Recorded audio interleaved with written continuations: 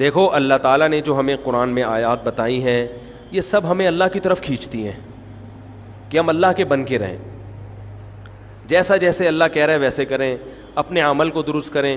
سورہ بقرہ میں اللہ کا ارشاد ہے لیس البر ان تولوا وجوہکم قبل المشرق والمغرب ولکن البر من آمن باللہ والیوم الآخر والملائکۃ والکتاب والنبیین. فرمایا ادھر ادھر منہ کر لینا یہ کوئی نیکی نہیں ہے, اصل نیکی یہ کہ پہلے اپنا ایمان درست کرو اور پھر وَأَقَامَ الصَّلَاةَ وَآتَى الزَّكَاةَ وَالْمُوفُونَ بِعَهْدِهِمْ, نماز قائم کرو, زکوٰۃ دو, معاہدوں کی پابندی کرو, اور وَآتَى الْمَالَ عَلَى حُبِّهِ, صرف اللہ سے محبت کی بیس پر ذوی القربہ رشتہ داروں کو پیسے دو, رشتہ داروں کو پیسے دو. والیتامى, یتیموں کو کھلاؤ, یتیموں پہ خرچ کرو. والمساکین, مسکینوں کو کھلاؤ. وابن السبیل, مسافروں پر خرچ کرو. الو نہ بناؤ مسافر کو کہ اس کو کیا پتہ یہاں کے ریٹ کا تو الو بناؤ اس کو, ایسا نہیں, مسافروں کا خیال کرو. تو یہ 4 قسم کے طبقے پر احسان کرو, اور نماز بھی قائم کرو, اور زکوٰۃ الگ سے دو. اور والصابرین فی البأساء والضراء, کوئی پریشانی آئے تو صبر کرو, چاہے وہ مالی پریشانی ہو, فی البأساء والضراء جسمانی پریشانی. وحین البأس, اگر میدان جنگ میں لڑنا پڑے تو میدان جنگ میں صبر سے لڑو. اولئک الذین صدقوا, اللہ فرماتے ہیں جن لوگوں کی یہ صفات ہیں یہ ہیں سچے ایمان کے دعوے میں. ہم لوگوں نے اسلام کو بھی ایک, یعنی یوں سمجھیں کہ ایک فیشن ہوتا ہے نا, مختلف قسم کے موسموں میں مختلف قسم کی ایکٹیویٹیز ہوتی ہیں. محرم میں ہمارے ایک نئی قسم کی ایکٹیویٹیز ہوتی ہیں, ربیع الاول میں الگ قسم کے مسلمان بنے ہوتے ہیں ہم لوگ, ٹھیک ہے نا. تو یہ 2 مہینے خاص طور پر ایسے ہیں جس میں یہ 2 مہینے کی جتنی ہماری ایکٹیویٹیز ہیں وہ سب ہم اخپل طریقے سے گزارتے ہیں, جس طرح اللہ اس کے رسول نے بتایا اس طرح سے نہیں گزارتے. اسلام میں کسی کی یوم ولادت یا یوم شہادت یا یوم وفات اس کو کوئی اہمیت نہیں دی گئی ہے. اگر دی گئی ہوتی تو سب سے پہلے محمد صلی اللہ علیہ وسلم کا یوم وفات کا دن ایسا تھا کہ اس پہ ہمیں غم منانے کا حکم دیا جاتا, اور یوم ولادت ایسی تھی جس پہ ہمیں خوشی منانے کا حکم دیا جاتا. کہیں بھی نہیں ملتا ہمیں. بعض حضرات یہ کہتے ہیں کہ آپ صلی اللہ علیہ وسلم کو خواب آیا تھا جس میں بتایا گیا کہ آپ کے نواسے حضرت حسین جو جنت کے سرداروں کے, جنت کے نوجوانوں کے سردار ہیں, ان کو آپ کی امت شہید کرے گی. تو آپ بلک بلک کے رونے لگے. اس سے بعض لوگ استدلال کرتے ہیں دیکھو غم حسین میں رونا چاہیے. تو یاد رکھو نبی صلی اللہ علیہ وسلم کو جب اطلاع ملی آپ کو غم ہوا آپ روئے, تو جب بھی کوئی غم کسی کو پہنچتا ہے اس کی آنکھوں سے آنسو نکلنا یہ نیچرل ہے. تو ایسی خبر کو سن کے آپ کو رونا آ جائے تو یہ سنت ہے, اس میں کوئی حرج نہیں ہے. لیکن کیا ہر سال نبی صلی اللہ علیہ وسلم جس دن یہ خواب آیا تھا تو اگلے سال اسی تاریخ میں دوبارہ روئے, پھر اسی تاریخ میں دوبارہ روئے؟ بھائی جب غم کی خبر ملی تو روئے آپ صلی اللہ علیہ وسلم. حضرت جعفر طیار آپ کے چچا زاد بھائی, ان کی شہادت کی آپ کو اطلاع ملی تو بھی آپ کے آنکھوں سے آنسو جاری ہوئے. تو کیا اب حضرت جعفر کے غم میں رونا بھی سنت ہوگا؟ بولو نا بھائی. اگر آپ صلی اللہ علیہ وسلم حضرت عثمان کے دور میں زندہ ہوتے اور اس طرح بے دردی سے حضرت عثمان کو شہید کیا جاتا تو کیا آپ نہ روتے ہیں بھائی؟ تو پھر حضرت عثمان کی یوم شہادت پہ رونا بھی کیا ہے؟ سنت ہونا چاہیے نا. حضرت عثمان کی شہادت کی نبی کو اطلاع ملی تھی, وہ جھوٹی افواہ تھی. صلح حدیبیہ کے موقع پر آپ صلی اللہ علیہ وسلم نے حضرت عثمان کو قاصد بنا کے بھیجا, اطلاع ملی کہ ان کو شہید کر دیا. آپ ایسا درد اور ایسا غضبناک ہوئے کہ آپ نے 1400 صحابہ سے موت پر بیعت کی. تو جب آپ کو سچی مچی کی اطلاع ملتی کہ واقعی, ابھی تو افواہ تھی, یقین نہیں تھا, جب آپ صلی اللہ علیہ وسلم کو حقیقت میں اطلاع ملتی کہ آپ شہید ہو گئے تو کیا آپ نہ روتے؟ آپ صلی اللہ علیہ وسلم کو اپنی نواسی آپ کی گود میں تھی, اس کا انتقال ہوا, آپ کی آنکھوں سے آنسو جاری ہوئے. صحابہ نے کہا یا رسول اللہ آپ تو ہمیں صبر کی تلقین کرتے ہیں, آج آپ رو رہے ہیں. تو فرمائیے اللہ کی رحمت ہے. یہ تو اللہ کی رحمت ہے بھائی، اولاد ہے میری. تو کیا جب حضرت وہ جو آپ صلی اللہ علیہ وسلم کی نواسی کا انتقال کی تاریخ آئے گی تو ہم سب روئیں گے بیٹھ کے؟ بولو نا بھائی. تو کہاں کی کہاں لگا دیتے ہیں. دیکھو ہر بدعت کو جائز کرنے کے لیے نا کچھ دلیل ہر ایک کو مل جاتی ہے. تو میں بار بار کہتا ہوں جو شیعہ حضرات ہیں ان کا مسلک ہے، وہ تو صحابہ کو نہیں مانتے، تو ان کا جو مسلک ہے ان کو کرنے دیں، ان کے کام میں ٹانگ نہ اڑائیں، نہ ان سے بحث کریں، نہ ان کے کام میں ٹانگ اڑائیں. بولے بھائی آپ کا مسلک ہے آپ کریں. میں کہتا ہوں جو سنی لوگ ہیں جن کے اصول ہی الگ ہیں ان سے، وہ یہ سب کیوں کر رہے ہیں؟ بھائی یا تو ادھر ہو جاؤ، شیعہ بن جاؤ. کس نے روکا ہے؟ کوئی گورنمنٹ کی طرف سے پابندی تھوڑی ہے، کوئی پابندی نہیں ہے. آپ شیعہ بن جائے کوئی نہیں روکے گا آپ کو. کوئی شیعہ سنی بننا چاہے اسے کوئی نہیں روکتا، کوئی سنی شیعہ بننا چاہے اسے کوئی نہیں روکتا. لیکن جب آپ سنی ہیں تو پھر آپ کو ان اصولوں پہ چلنا پڑے گا جو اہل سنت والجماعت علماء نے بتائے ہیں. اہل سنت والجماعت کے ہاں رونا عبادت نہیں ہے. ہاں آپ نے کسی دن کربلا کا واقعہ سنا، چاہے محرم میں سنا، ربیع الاول میں سنا، حضرت حسین رضی اللہ تعالیٰ عنہ کی ایک جو دردناک شہادت کا واقعہ آپ نے سنا، آپ کو رونا آ گیا، تو یہ عین ایمان کی علامت. میرے بیان اب ویڈیو ریکارڈ ہوتے ہیں، پہلے ریکارڈ نہیں ہوتے تھے، آڈیو چلتے تھے. تو میں نے 2 دفعہ زندگی میں پہلی دفعہ جب یہ واقعہ بیان سنا، بیان کے دوران میں بھی رو رہا تھا اور سننے والے بھی رو رہے تھے. نیچرلی آ گیا رونا. پھر دوبارہ میں نے یہ واقعہ بیان کیا، مجھے بھی رونا آ گیا اور سننے والوں کو بھی آ گیا.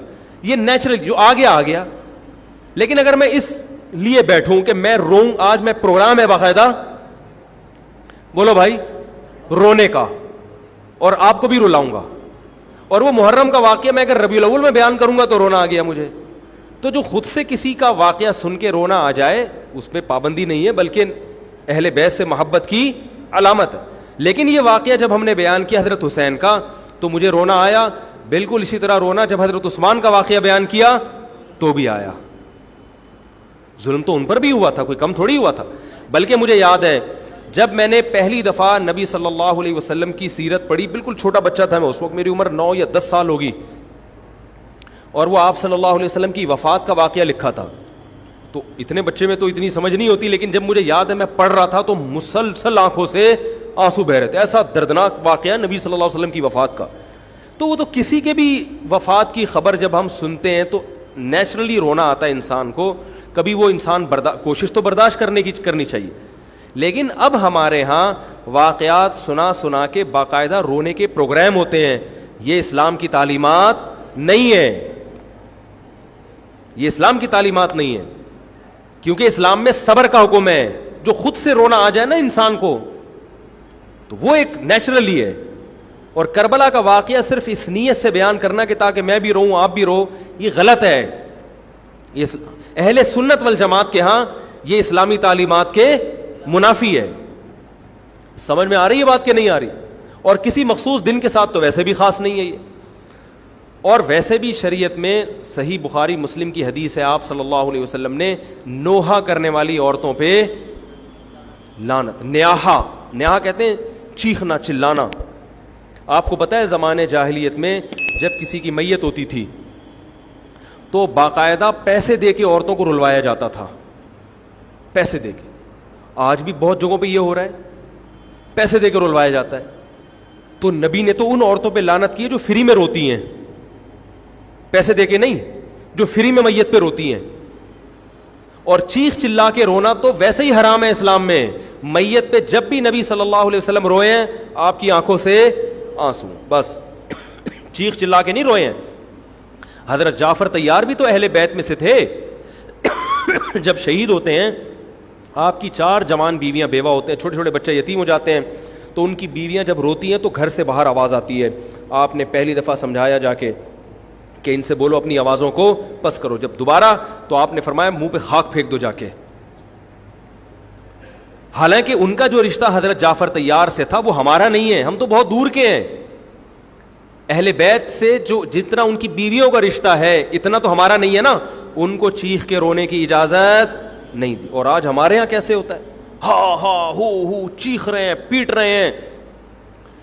گریبان چاک کرنا اسلام میں حرام ہے روتے ہوئے. گریبان چاک کرنا اس پہ لعنت ہے نبی صلی اللہ علیہ وسلم کی. تو آج گریبان بھی چاک ہو رہا ہے, رو بھی رہے ہیں, پیٹ بھی رہے ہیں. تو بھائی وہ شیعہ حضرات کا ایک مسلک ہے, ان کی رائے ہے, ان کو ان کی رائے پہ چلنے دو.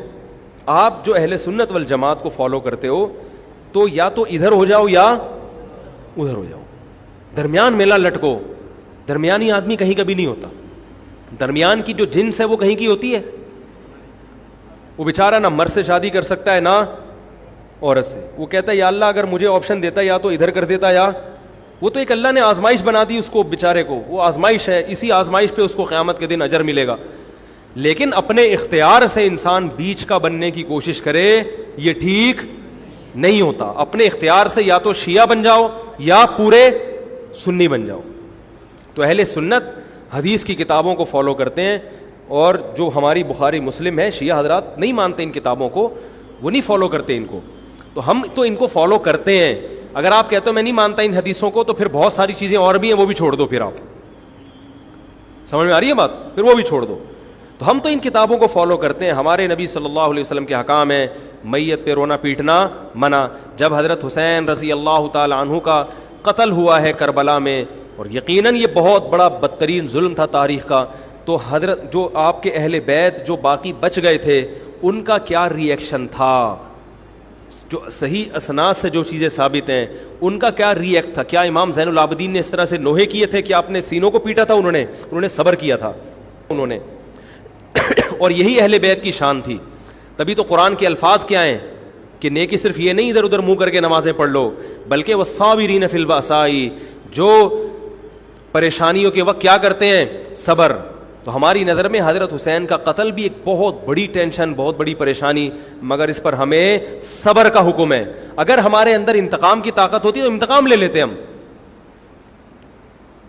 جو بھی قاتلان حسین تھے ہمیں پتہ چلتا کہ یہ ہے, ہم انتقام لیتے ان سے. اگر انتقام نہیں لے, وہ تو چلے گئے دنیا سے اپنے ٹھکانوں کو, جو جس نے جہنم رسید ہونا تھا وہ تو جہنم رسید ہو چکا ہے. اور اللہ نے حضرت حسین رضی اللہ تعالی عنہ کو شہادت کی برکت سے جنت کے جوانوں کا سردار بنا دیا ہے.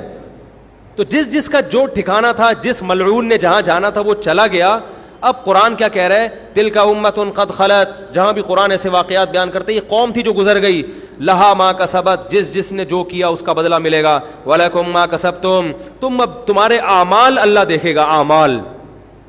اعمال کا مطلب دیکھے گا جن چیزوں کو اللہ نے حلال کیا تم اس پر عمل کرتے ہو, جن چیزوں کو حرام قرار دیا اس سے بچتے ہو کہ نہیں بچتے, یہ چیزیں دیکھی جائیں گی. تو محرم کے ایک الگ, ہمیں محرم نبی صلی اللہ علیہ وسلم کی زندگی میں ہمیشہ آیا ہے, اس میں کیا احکام ہے. محرم میں آپ نے نکاح بھی کیا ہے, محرم منحوس نہیں ہے. محرم تو اشہر حرم میں سے ہے, برکت والا مہینہ ہے.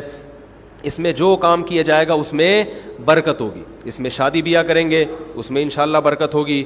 اس میں کوئی اور عبادت کریں گے اس میں برکت. نبی صلی اللہ علیہ وسلم نے محرم کی الگ فضیلت بیان کی کہ اس میں عبادت کا ثواب, محرم کے روزوں کا ثواب عام مہینوں سے زیادہ ہے. تو یہ سب ہماری شریعت کی تعلیمات ہیں. تو ہمیں ایک طرف ہو جانا چاہیے, ہمیں اسی کو فالو کرنا چاہیے. ہاں یہ وہ دور نہیں ہے کہ آپ دوسروں پہ جا کے انگلیاں اٹھائیں, تم یہ کیوں کر رہے ہو, یہ کیوں, بس چھوڑ دو اس کو. جو جب اس کو سمجھ میں آئے گی تو آ جائے گا, نہیں آئے گی تو 73 فرقے ہیں نا, تو یہ آپ تھوڑی ختم کرو گے, یہ حضرت عیسیٰ علیہ السلام آ کے ختم کریں گے. تو جو کام عیسیٰ علیہ السلام کا ہے وہ خود کرنے کی کوشش, بولو بھائی, مت کرو. آپ دیکھو کہ ان میں جو صحیح ہے اس کو فالو کرو. باقی بھائی جیسا کر رہے ہو, ہمارے پاس نہ کوئی پولیس ہے نہ کوئی پاور ہے. پولیس بھی ہوتی تو بھی کچھ نہیں کرتی. ہم اگر پولیس میں ہوتے تو کیا کر لیتے. فساد ہوتا ہے ان چیزوں سے. افغانستان میں جب طالبان کی حکومت تھی, او بھائی کون سی والی گھڑی صحیح ہے, میری گھڑی میں تو کیا ٹائم ہو رہا ہے, کبھی آگے چلیے. اچھا پھر ابھی بس اذان ہونے والی ہے, ٹھیک ہے بتا. تو کیا کہہ رہا تھا یار میں, وہاں افغان طالبان کی جب حکومت تھی 5 سال, تو انہوں نے بھی شیعہ کی امام بارگاہ کو ختم نہیں کیا تھا. سمجھ رہے بات کو, ایک حد بندی کر دی تھی, ختم نہیں کیا انہوں نے بھی شیعوں سے صلح کی تھی, مذاکرات کیے تھے. بھائی ٹھیک ہے آپ اپنی امام بارگاہ کے اندر جو آپ کی ایکٹیویٹیز ہیں آپ وہ کرو. حالانکہ کتنی پاورفل حکومت تھی, اس لیے کہ اتنی بڑی تعداد میں انہوں نے کہا بھائی ہم کیسے پابندی لگائیں, ایک پورا ایسے ممکن نہیں ہے ہمارے لیے. تو گورنمنٹ کے لیے بہت سی چیزیں ممکن نہیں ہوتی, پابندیاں نہیں لگا سکتی گورنمنٹ. تو جو طالبان نہیں ختم کر سکے, حالانکہ طالبان سنی مسلک کے تھے اور وہ شیعہ بالکل ایک. میں نے وہاں امام بارگاہ میں اذانیں بھی سنی ہیں, ریڈیو پہ اذان آتی تھی امام بارگاہ سے, میں نے خود سنی ہے کہ بھائی میں نے یہ کہاں سے آ رہی ہوں, افغانستان سے میں اس وقت اذان ہوں. افغانستان کا چینل اس وقت آتا تھا طالبان کا اردو میں چینل, تو اس میں اذان آ رہی ہوتی تھی شیعہ حضرات کی. تو فرقواریت کا یہ طریقہ ختم کرنے کا نہیں ہے کہ آپ جا کے ان کو چھیڑیں تنگ کریں. بھائی یہ بہت عرصے سے چلے آ رہے ہیں, چلتے رہیں گے. جو صحیح ہوگا اس کو حضرت عیسیٰ علیہ السلام نافذ کر دیں گے, جو غلط کو ڈیلیٹ کر دیں گے خود ہی. اگر ہم غلط ہوئے تو حضرت عیسیٰ علیہ السلام سب سے پہلے ہماری گردنیں اڑا کے ہمیں ڈیلیٹ کر دیں گے, ٹھیک ہے نا. اگر وہ غلط ہوئے تو ان کو ختم کر دیں گے. تو یہ ان کا کام ہے, آج کسی کے بس میں یہ نہیں ہے. تو میں یہ اس لیے کہہ رہا ہوں کہ لڑو مت, گالی گلوچ مت کرو, فیس بک پہ ایک دوسرے کے خلاف نیگیٹو کمنٹس مت کرو, کیونکہ ہم اختلافات کے متحمل نہیں ہیں. ہمیں بہرحال قومی سطح پہ ایک ہی بن کے رہنا ہے. پاکستان کے مقابلے میں جو ہمارے دشمن ہیں ان کے مقابلے میں ہمیں ایک بن کے رہنا. جہاں تک مذہب کا تعلق ہے, بھائی آپ کا مسلک اجازت دیتا ہے آپ کریں, ہمارا مسلک ہمیں اس کی اجازت, ہمارا مسلک ہمیں ماتم دیکھنے کی بھی اجازت نہیں دیتا.